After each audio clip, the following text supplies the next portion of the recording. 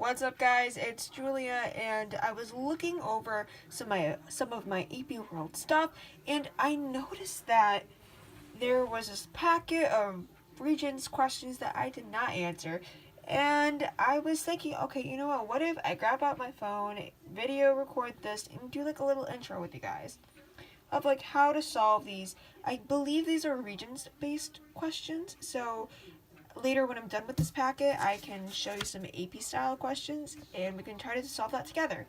So here's just a little review. Sorry, I did the first question. I just realized after doing the second question, this would be a great video to film with the guys. So let's just do question one, just do the overview. When you get these types of questions, read what the question is asking you first so you can have an idea, because when you're taking this and you read all that and then you read that, you have to read the thing over again. Read all that over again. And this is going to be a timed exam for the regents. So all you just have to do is read this. Which speaker's statement best reflects the ideas of the Enlightenment? You see the word best? Okay, there can be multiple true answers, but the thing is, it's asking for the best answer. So it's kind of a little tricky. It's like, which really explains it, which gives most of the good stuff, which has the most juice involved. So it says the ideas of enlightenment. So what do you think of enlightenment? You think of individuality, freedom for all, yada yada yada. So now that we have those two words, those basic words, which is the definition of enlightenment in mind, bada bing bada boom, we're just gonna cross out any of these little phrases that do not make sense. So speaker A, it says, good government stresses the importance of the nation and accepts the rights of the individual only if the interests of the individual are the same as those of the nation. Okay, at first when I read that, I was like, oh yes, okay, that's a good answer. But the thing is, it says that it has to be in the interest. In order for, it says the rights of the individual only if the interests of the individual are the same as those of the nation. So your interests have to be the same as the government's in order for shit to actually happen. Or if you don't want anything happening to you. That's a big no-no, because enlightenment is all about individuality and be unique. It's like one of those hippies who are like, oh my god, I'm so unique. Enlightenment. # freedom. Ooh. So, speaker A, hell no. Speaker B, the person of the king is sacred, and to attack him in any way is to attack religion itself. The respect given to a king is religious in nature. Okay, when it talks about government and religion, that is a big no, because religion is like one of the best ways to manipulate people.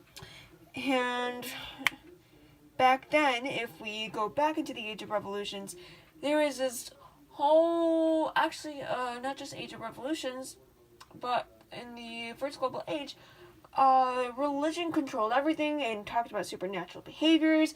And then we got philosophers and deists and all these cool Enlightenment thinkers who were like, hey, okay, religion, you're telling me that I can't do this because something like that would happen, but science says blah, blah, blah, blah, blah, that I can do it. Okay, so that's a big no-no. Speaker C. All human beings are born free and equal with the right to life and liberty. When you see those life and liberty, those LLs, or if you see life, liberty, and property, or life, liberty, and land, when you see these freaking L's, see these L's? We're talking about Lockie Boy. Yes, that's John Locke. He's the guy who is like, life, liberty, and property, and all that. So it is the duty of government to protect these natural rights of its citizens. Again, literally, you don't even have to read all that part. I mean, I guess you should read it. But when you see these, think of John Locke. And John Locke, he is an Enlightenment thinker. Speaker D. Our goal will not be achieved by democracy or liberal reforms, but by blood and iron. Okay, blood and iron, that major little quote. We're talking about Otto von Bismarck. And Otto von Bismarck, that sounds German. The Germans, they became super duper nationalistic. And is nationalism the same as enlightenment? I don't know if that's a word. Hell no, my brother. Because it kind of corresponds with Speaker A, because that's literally, it gives a definition of nationalism, that your interest has to be a unanimous interest of the whole government in order to get, like, shit to actually happen. Holy shit, we're at 5 minutes. Okay, this is getting a little long. Question number 2. It says, which speaker expresses the views of John Locke and Jean-Jacques Rousseau? Again, when we see John Locke or Jean-Jacques Rousseau, it's basically the same question as previously before with that Enlightenment. These are just Enlightenment thinkers, so which expresses the view of Enlightenment? So Speaker A, it says, the story of history is a story of class struggles. Revolution is necessary to overthrow the ruling class and eventually create a classless society in which no one will be exploited. Communism, hello? Communism, socialism, sitting in a tree. Oh, wait, no, that's called incest. Because communism and socialism are kind of like brother and sister. So, communism, hello? Hell no, Speaker A. Speaker B, the royal power is absolute and the prince need render account of his acts to no one. Absolute monarchy, say what? Where the word of a ruling is there is no power. Within this absolute authority, the king could neither do good or no, wait, what? The royal power is absolute and the prince need render account of his acts to no one. Where the word of a ruling is there is no power. Without this absolute authority, the king could neither do good. Okay, this is more of a socialism kind of thing, like there's no power at all. So, socialism, sister. So, hell no, Speaker A, hell no, Speaker B. Speaker C, government should leave business alone. Okay, that's some laissez-faire right there, bitch. It should let the natural law of supply and demand, yes. Adam Smith, say what? Adam? More like damn. Determine what gets produced, how much gets produced, who does the work, the price of goods, rates of pay, and all other economic questions. Speaker C, you looking hot tonight. I'm going to star that. Speaker D. Oh, my mom's texting me. Let me just pause the video. Sorry. Okay. Damn it, we're at 7 minutes. Okay. Which Speaker D, men are born and remain free and equal in rights. It is the duty of every government to preserve and protect these natural inalienable rights. Okay. See, these two questions, they sound the same. But now, if we go back and look who the hell we're talking about John Locke and Fancy John, or Jean, they pronounce it in French, Rousseau.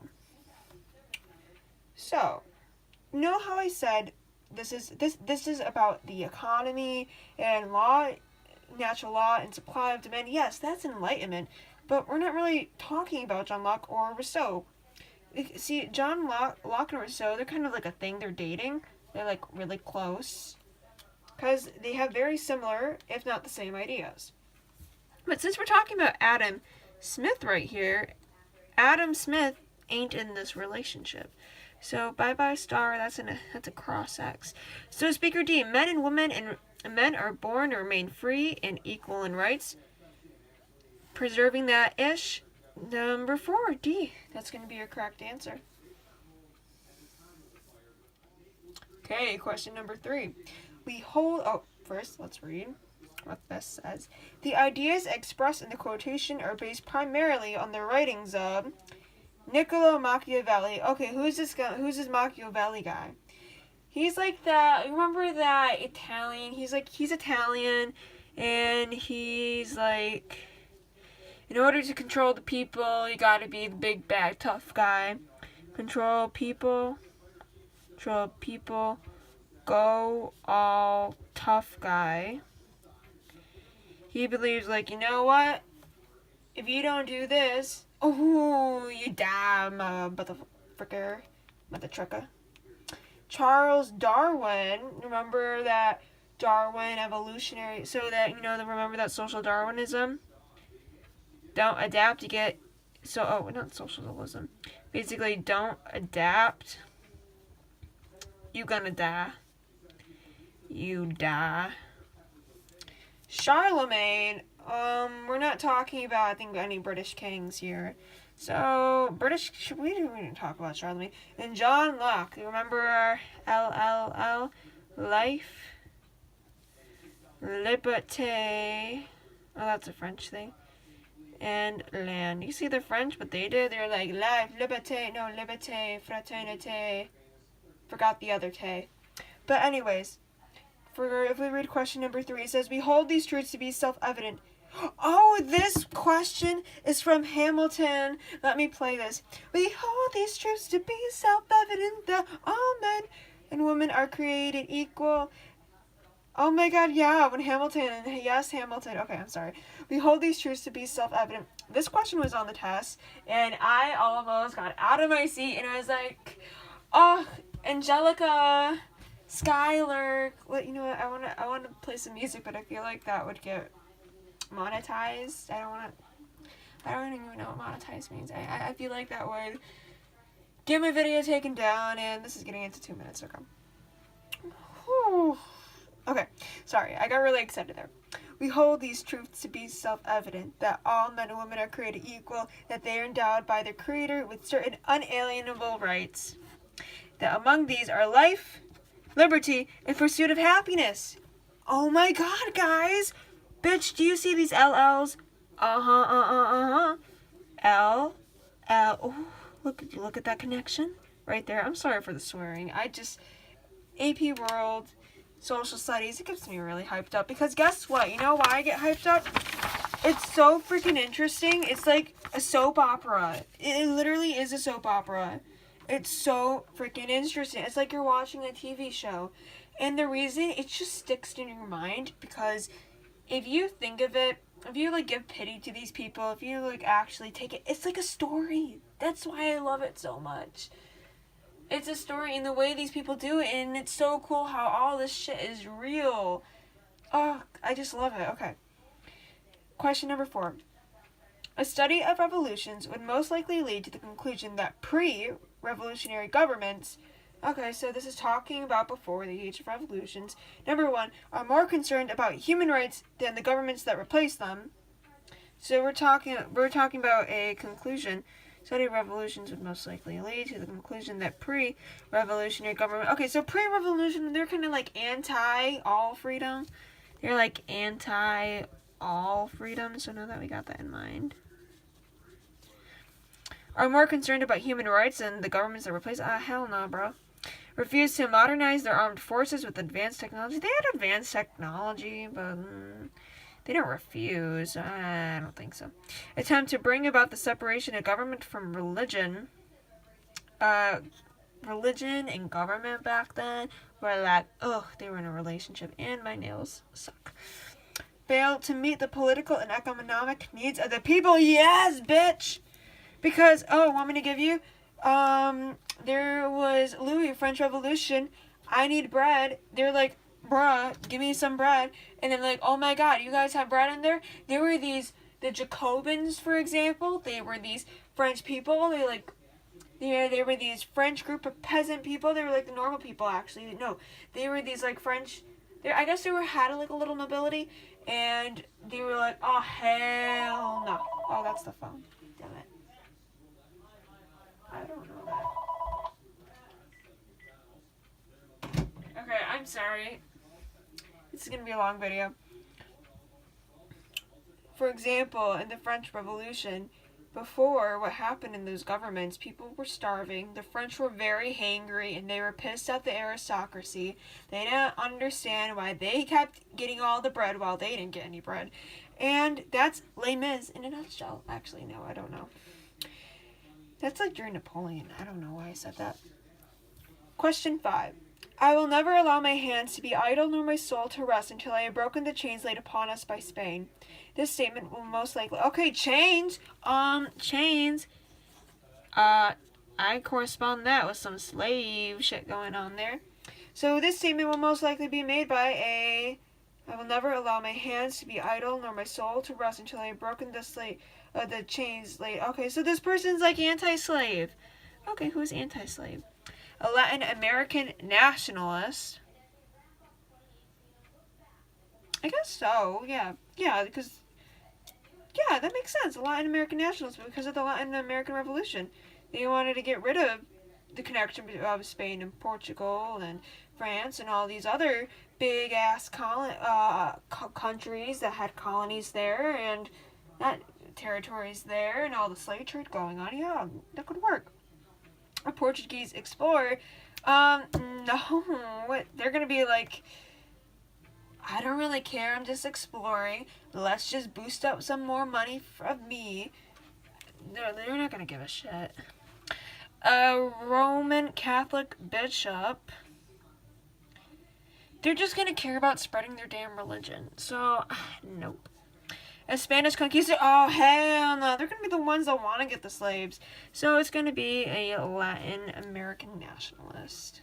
Question number 6. Which of these situations was the direct result of the other 3? Oh, I love these questions. They're like the most complicated ones. But they piss everyone off. And that's why I love it. It pisses me off too, but it's just fun. Anyways. So, which was the direct result of the other 3? Which of the situations was the direct result? Okay, so nations of Latin America won independence. I feel like that's a result. That's like a really big result. Revolutions occurred in North America and France. Okay, yeah, okay. So that seems like a pretty eligible result. Nations of Latin America won independence because that's an after thing. Like, that was the last thing to actually happen in history. Well, in slave history, yeah.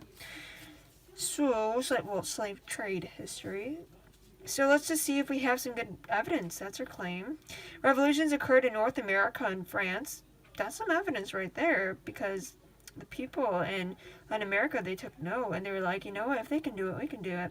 The Napoleonic was weakened Spain's power. Yeah, that kind of did happen, because when Spain was occupied, the population, when Spain was occupied, the colonies were like, oh, we can do whatever the shit we want to do. So that's some good evidence.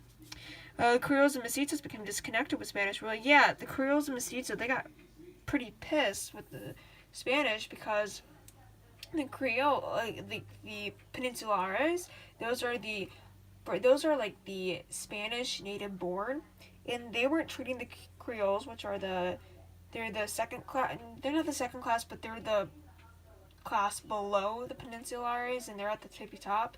And the Creoles, they weren't treated respectfully. It's terrible.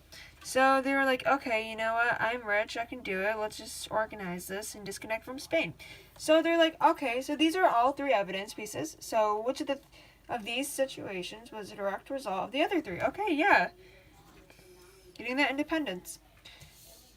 Question number 9. Simón Bolívar, Toussaint Louverture, and Bernardo O'Higgins were Latin American leaders of 1. Economic development, 2. Educational reforms. Okay, these are about. I correspond. Okay, you see Bolívar. He's the guy that wanted to unite. I call this America guy because he wanted to make one ultimate America in South America, because he really liked seeing how the states just come together and they connect. But the thing was, there were a lot of geographic geographic barriers, and lots of clashes of different cultures, and it was just too much. Toussaint Louverture, he's this French, he's just he's this African guy, and he's like, you know what, I'm fed up with this. I have an education. Let's just order an army. And he goes that.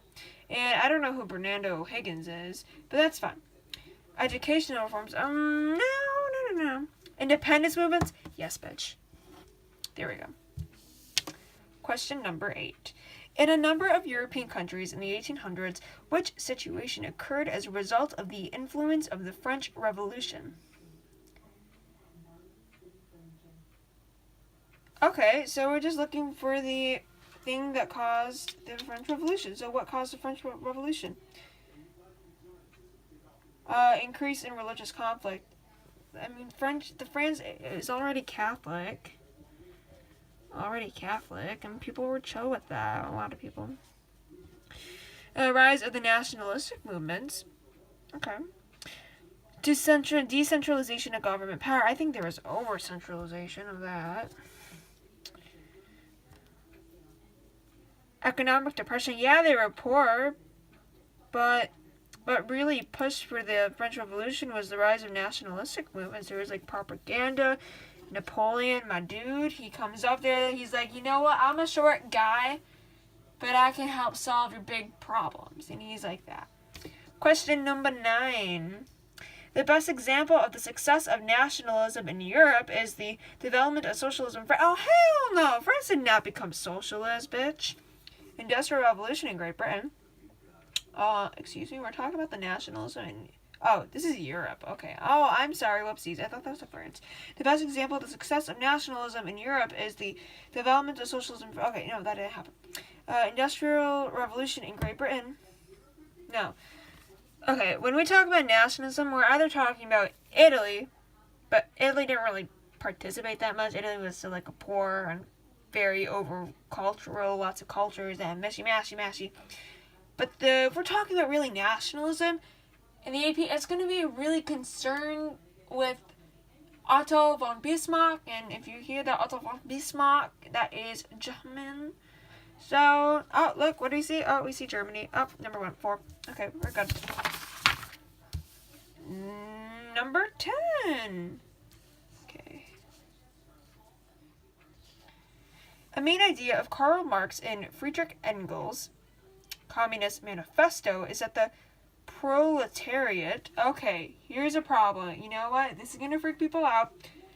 When they don't know a word, they freak out. They go bonkers. And they have, like, no idea what the fuck is... Sorry. Oh, my God. I said a sore word. I'm sorry. They have no idea what the hell is going on. And you see that proletariat? I have no idea what that means. I see a pro in it. And that's pretty much it. But the thing is, if you go back to the question, we see Karl Marx and Friedrich Engels. I don't really know who Engels is that much, but I definitely do know who Marx is, and he's this really big guy for communism. So a main idea of communists. So it's basically saying, what's the main idea of communism? So don't freak out, guys. You guys probably didn't freak out. I'm the one who freaked out. Okay. So a main idea of communism is it would need foreign help to achieve its revolutionary ends. Communists don't need nobody's help, so... Had to cooperate with the capitalists to gain economic rewards. Actually, proletariat is that... Oh, wait, proletariat. I think that is an important word. Is that like the antonym of something? Because if you look at it, it says must unite to overthrow the... Okay, here's another good tip.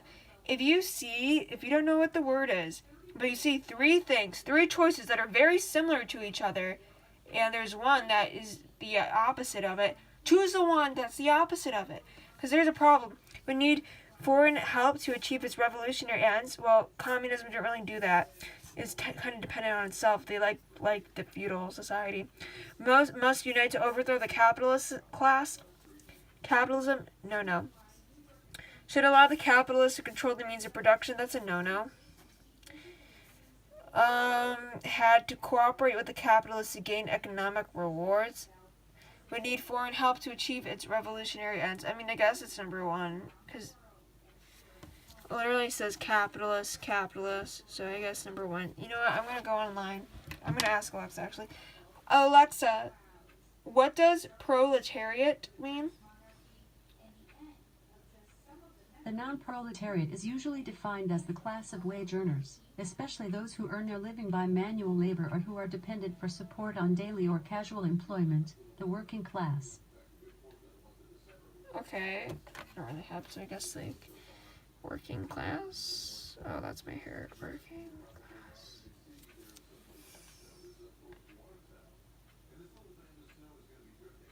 Well, yeah, I guess that makes sense. Because no capitalism. Question number 11. Europe. Why is it so dark? Okay. Europe Europeans sought new markets for their goods. Okay. What was the major cause of these changes in Europe? Europeans sought new markets for their goods. Many Europeans migrated to the cities in search of jobs. That's urbanization. European middle class gained political power. What was the major cause of these changes in Europe? Industrial Revolution. Okay. Congress of Vienna.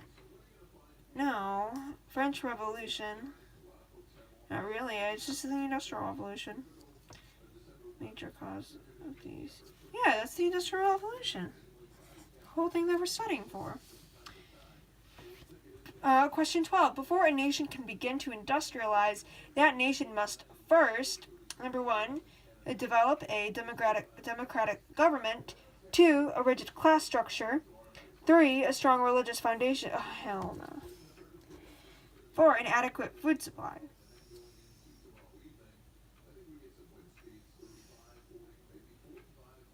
As much as I want to say, rigid class structure basically means immobile class structure. So it's, think of like the caste system in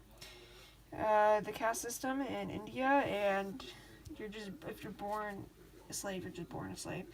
So I want to say adequate food supply, but really it's the government, the democratic government. It's the Enlightenment that really drove it. So you must have Enlightenment ideas, because Enlightenment ideas, they lead to the supply.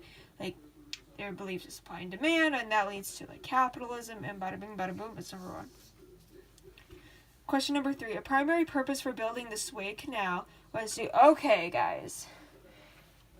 Don't freak out. Do you know what the Suez Canal is? Well, the Suez Canal is the canal owned by British. It's owned by British. And it's this little water route. You know, let's go to the map. We're going to go to the map. Oh, my phone's really hot. I'm going to go to the map. And then if you see the Suez Canal, where is it? I'll let it focus.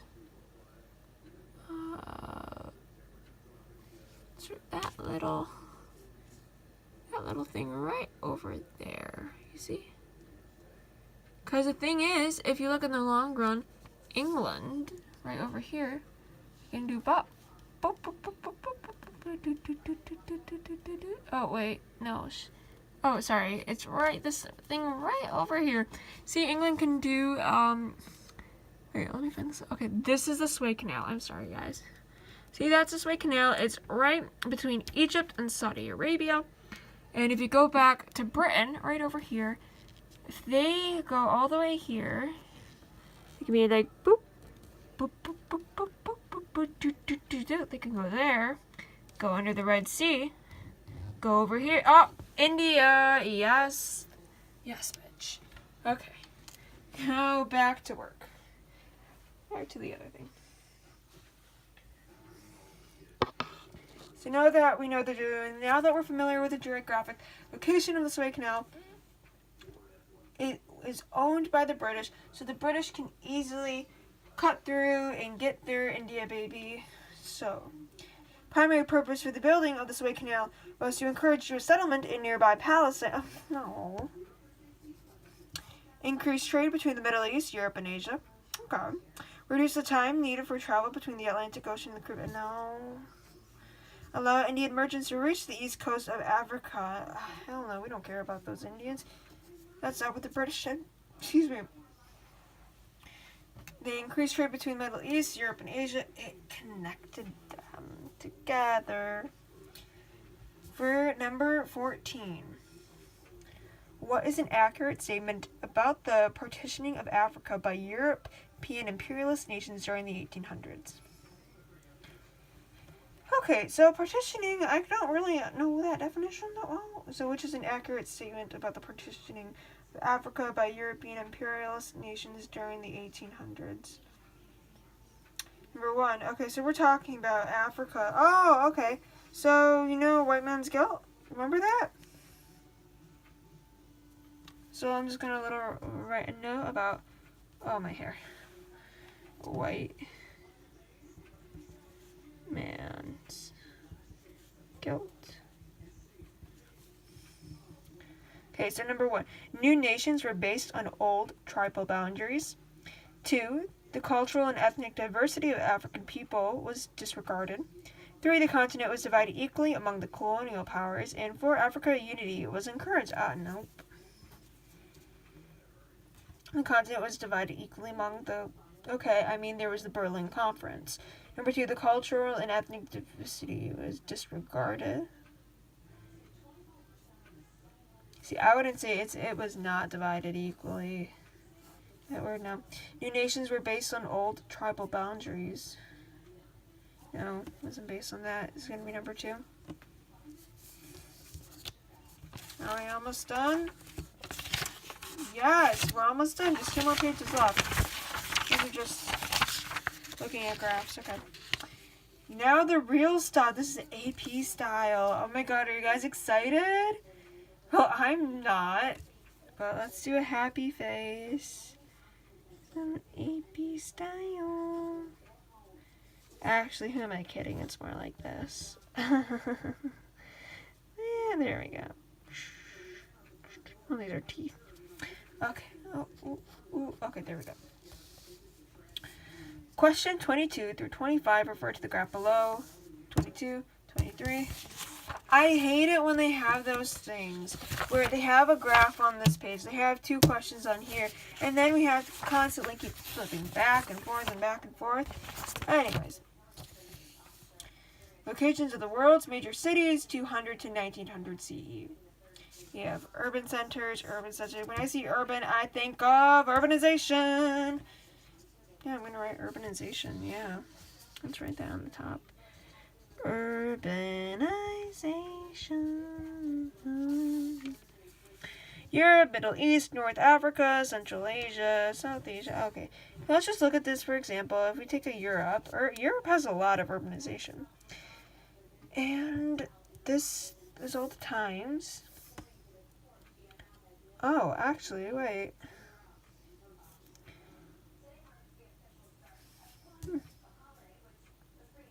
Oh, wait. Is this 20% of... Okay. That's Europe. America's... Oh, got 100. Okay. For number 22. Which of the following best accounts for the change in the overall number of major cities between 200 and 400 CE? So what the hell is happening between those times? So 200 and 400 CE. Let's just do a little mark for that. Environmental changes as part of the... Okay. So here you notice in Europe, we're at 20%. However, this declines right there. They all decline. Up here, this is bigger than that. Yeah. It all just declines. Except for East Asia. East Asia got... No, yeah, no. It all becomes smaller over up here. Up here it becomes all smaller. Up here it's bigger. So what is a factor that could make all of this become smaller in 400 CE? Environmental changes as part of the Little Ice Age. Okay, that could work. The spread of Buddhism from South Asia to Central Asia. I don't understand how religion can do anything with that. The decline or collapse of classical empires in Eastern and Western Eurasia. Well, yeah, wait, oh, I'm sorry. This is CE. Wait, no. No, I don't believe, I don't think... No emperors. I mean, only the Ottomans, but I don't really think that. There wasn't a really big empire collapse. The adoption of agriculture in previous uncultivated... Okay, if there's an adoption of agriculture, bada bing, bada boom, population spikes up. So it's not going to be that. But I'm not sure if the Little Ice Age has to deal with any of that. Because the Little Ice Age, it was during the Industrial Revolution, so that's not going to be that either. So if we look at this, we need to... I know that's definitely not going to be a question in answer. So we're talking about 200 CE to 400 CE. Excuse me. I am thinking it might be C. Because it is including Eurasia, Europe, Asia. No, sorry. Eastern and Western Eurasia, yeah. The adoption of, it's not going to be that. I know it's not going to be that, so we're just going to use process of elimination, and we're going to say it's choice number C. Number 23, it says the data for period 600 through 800 CE best illustrates which of the following. So 600 through 800 CE. So we're just going to do that. We're looking at these two, these beautiful. If you notice, okay, so this gets smaller, that gets bigger, that gets smaller, this gets smaller, and that gets bigger, and that gets bigger, okay. So the decline, okay, so we're talking about the decline of the Mauryan Empire led to the decline of urban centers in South Asia.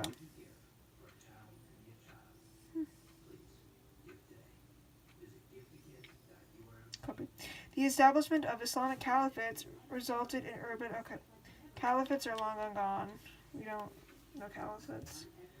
The lack of political unity among Maya city-states hampered, okay, we're not really, doesn't make sense if we're talking about the Americas, because it says lack of political unity, and normally lack of political unity, there would be a decrease in population because of all the discourse, so it's not going to be C. D, the establishment of the Tang dynasty in China led to an increase of long-distance trade. Oops, sorry. The establishment of the Tang dynasty in China led to an increase of long-distance trade. No, it's not going to be that. It's going to either be the end of the Mauryan Empire. That would make sense.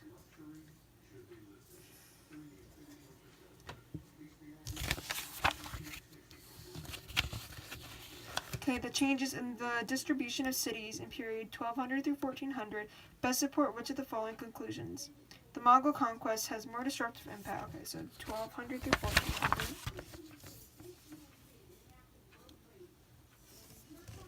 Okay, if you notice, it gets smaller, that gets bigger. That stays the same, that gets smaller. It's bigger, bigger. Okay, so normally we can just say it just got bigger in 1400. So now, it says the Mongol conquest had more destructive impact on the Middle East and Central Asia than they had on East Asia. The emergence of the Ottoman Empire significantly increased the percentage of major urban centers in Europe. So if we look at Ottoman Empire, wait. We can actually use that. That's so stupid. 400, you know, it's the fall of the Roman Empire, fall of the Han Dynasty. Yeah, C is correct for that one. Okay. But if we are talking about this, emergence of the Ottoman Empire significantly. Okay, if we go to Ottoman, here we see Central Asia, Middle East. You see that kind of gets smaller, but Europe gets bigger. Because that's the LSD of the Ottoman Empire, which is a long, slow decline. So it's not going to be B. The adoption of champa rice during the Song Dynasty significantly increased. The Song Dynasty is not even during that time period. The outbreaks of bubonic plague greatly reduced urban populations across Eurasia. Let me see. Yes, it could be the bubonic plague. It could be. Because that is during the period the Mongols are over. And the Mongols, you know how the Mongols are gone? Well, the bubonic plague kind of like knocked them out. So I'm going to say outbreaks of the bubonic plague greatly reduced urban populations across Eurasia. The changes in the distribution of cities in the period 1800 through 1900 CE best illustrate the impact of the... Okay, you don't even need a graph to look at that. It's Industrial Revolution, because it's the age of revolutions. That's the big thing right there. Right there, if you read that question. Okay, sorry. Okay, wow, what was that? Okay, I burped. Yeah, I feel better now. Okay, I feel better now. Engraving produced in Great Britain based on an 1817 painting by British artist Benjamin West. Okay, so this is a British artist. And this seems to be in India. Yes, we're talking about Mughal Empire. So British guy, British dude in India. Says the engraving shows a historical encounter in 1765 in which the Mughal Empire's Shah Alam II granted the British East India Company, represented by Robert Clive, the right to collect tax revenue from the Mughal provinces of Bengal, Orissa, and Bihar. Identify one way. Oh, these are some SAQ questions. Damn it, why didn't I do this for my practice for the AP World? Okay. Identify one way in which the event depicted in the image reflects political... You know what? I'm going to make another video for that. I feel like I'm wasting your time. It's been probably around 40 minutes or 30 minutes. So please stay tuned for my part 2. I will see you guys later. I love you all.